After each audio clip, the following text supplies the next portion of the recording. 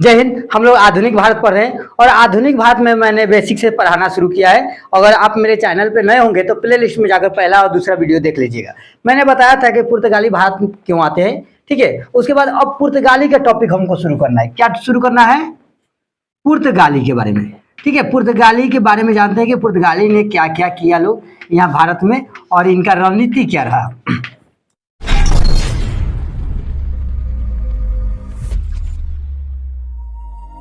देखिए मेरे दोस्त, जब हमने आपको बताया था कि यहाँ पर यूरोप है और यहाँ पर भारत है और यहाँ पर एक क्षेत्र था, तो इस क्षेत्र को जब कब्जा में कर लिया गया तो ये लोग समुद्र के रास्ते अब कहाँ आना शुरू कर दिए?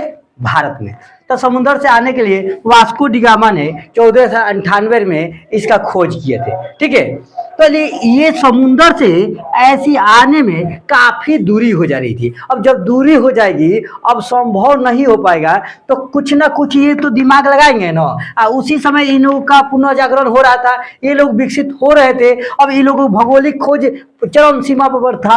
अब चरम सीमा पर था तो इन लोगों ने अब खोजना शुरू किया कि लंबी दूरी को कैसे तय किया जाए। तो एक पुर्तगीज है राजकुमार, पुर्तगीज के एक राजकुमार है हेनरी द नेविगेटर। कौन है जी? बोलो बाबू, कौन है? Henry the navigator. कौन है? Henry the navigator. Henry the navigator ने एक लंबी समुद्री यात्राओं को संभव बनाने के लिए एक यंत्र बनाया। क्या बनाया? हाँ, कौन सा यंत्र बनाया?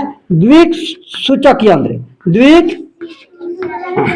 द्विक सूचक यंत्र बनाया और एक और चीज बनाया। क्या बनाया? नक्षत्र यंत्र। क्या बनाया मेरे दोस्त? हाँ, नक्षत्र यंत्र बनाया। अब इन दोनों यंत्रों के माध्यम से क्या हुआ कि गणनाएं करने वाली लंबी तालिकाएं और सारणियों का निर्माण किए, जिससे समुद्री यात्रा करने में क्या हुआ? संभव हो गया। अब समुद्र से कैसे जाएंगे? तो हम लोग नाव से ही जाते हैं, जहाज से ही जाते हैं। तो उसमें द्विसूचक यंत्र का प्रयोग हुआ, नक्षत्र यंत्र का प्रयोग हुआ, जिससे हम लोग आसानी से जा सकते हैं। नेक्स्ट, अब क्या होता है कि भैया जब ये समुद्री यात्रा संभव हो गया तो 1498 ईस्वी में पुर्तगाली नाविक कौन था? पुर्तगाली नाविक वास्को डी गामा ने भारत की खोज की। किसने खोज की? वास्को डी गामा ने। कब किया था? 1498 में। कब किया था जी? 1498 में, ठीक है। प्रथम पुर्तगीज तथा प्रथम यूरोपीय यात्री कौन थे? Vasco D gamma. ये 90 दिन में, कितना दिन में?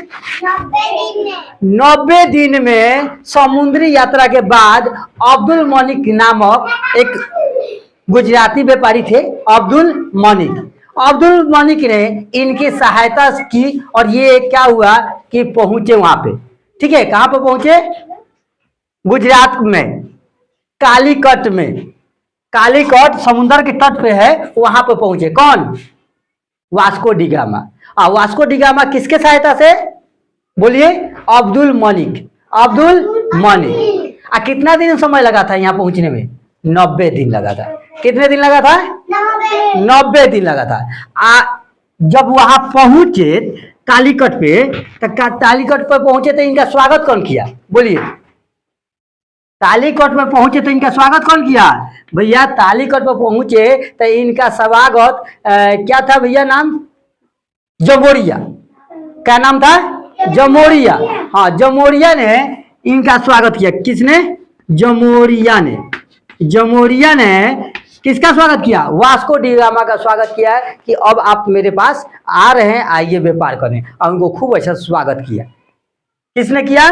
जमोरिया ने। किसका किया? जमोरिया ने वास्को डी गामा का स्वागत किया।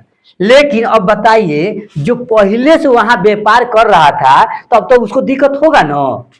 मान लीजिए कि हम आप दोस्त हैं और हम लोग व्यापार करते हैं, अब तीसरा एंट्री करेगा, कोई बुलाएगा, तो हम लोगों में क्या होगा? अनबनी होगा। तो ये तीसरा आ रहा था, यहाँ से पहले अरब ही क्या कर रहे थे? व्यापार कर रहे थे। तो इसीलिए अरबों ने क्या किया?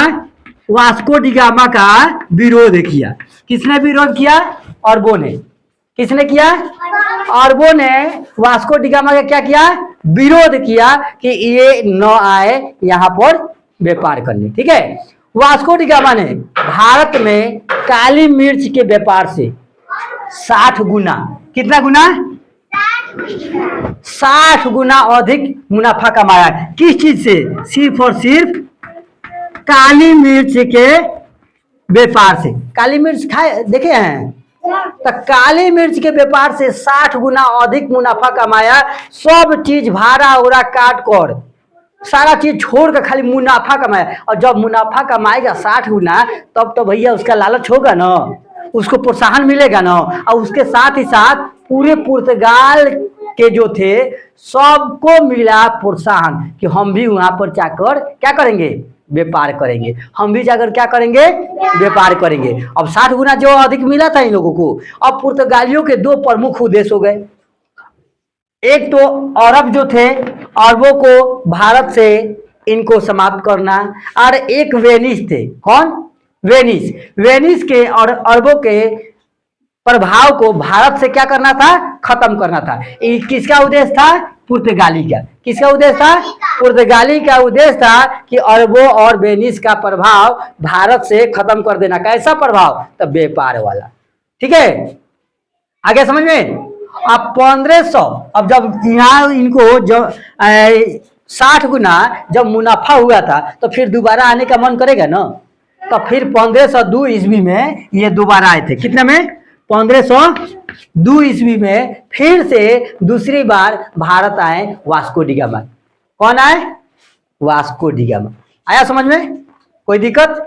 पीडीएफ आप लोग हमसे कमेंट करके ले सकते हैं। हमारे नंबर पे जो स्क्रॉल होकर चल रहा होगा उस पर आप कमेंट कीजिएगा, आपको पीडीएफ मिल जाएगा। 1503 ईस्वी में अब क्या होता है कि 1503 ईस्वी में क्या होता है? अल्मेरा ने, अल्मेरा एक शासक है, क्या है? अल्मेरा। अल्मेरा ने तुर्की, गुजरात, मिस्र की संयुक्त सेना को हराकर द्वीप पर अधिकार कर लिया। किस पे अधिकार कर लिया? द्वीप पर अधिकार कर लिया। किसने? अल्मेरा ने।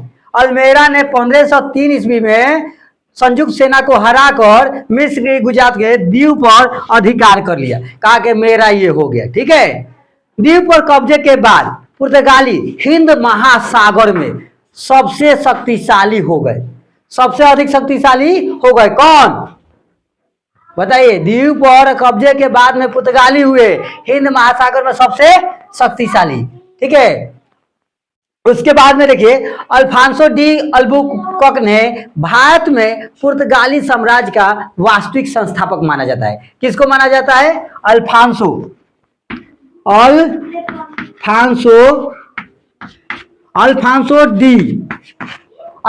डी अल्बुकर्क को भारत के पुर्तगाली साम्राज्य का वास्तविक संस्थापक माना जाता है। आपको मेरे साथ बोलना होगा तभी याद होगा, वरना याद नहीं होगा।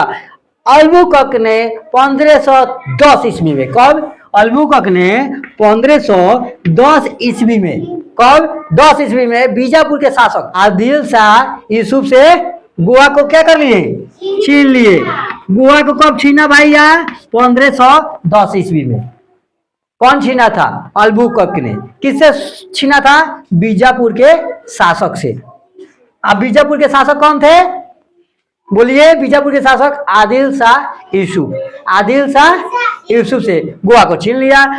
अल्बुकर्क के समय में पुर्तगाली भारत में शक्तिशाली नौसैनिक शक्ति के रूप में स्थापित हुई।